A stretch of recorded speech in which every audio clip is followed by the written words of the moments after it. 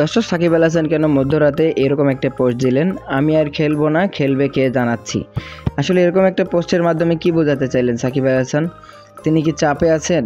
তিনি কি এশিয়া কাপের দল নির্বাচন নিয়ে আসলে ভক্ত সমর্থকদের কাছে যে পরিমাণ তিনি লাঞ্ছিত হচ্ছেন মাহমুদুল্লাহ রিয়াদকে নিয়ে, সেই কারণে কিন্তু তিনি অবসর ঘোষণা দিলেন, নাকি আসলে এই বিষয়টি বিস্তারিতভাবে এখনও কেউই খোলাসা করতে পারছে না, কারণ এই পোস্টটি প্রচুর পরিমাণে ভাইরাল হয়েছে।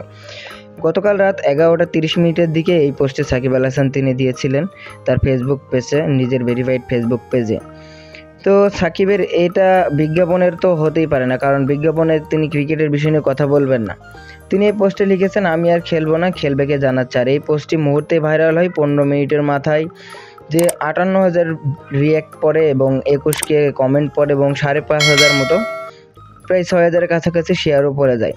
তো সাকিবের এরম পোস্টের আসলে ব্যাখ্যাটা কি, আসলে এটা জানতে হলে আমাদের একটু ওয়েট করতে হবে, কারণ সাকিব আল হাসান কিন্তু যে কোনো কারণে একটা পোস্ট করেননি, তিনি নিশ্চয়ই এর পিছনে কোনো বড় কারণ আছে এবং সেই কারণটা খুব শীঘ্রই সবার সামনে চলে আসবে।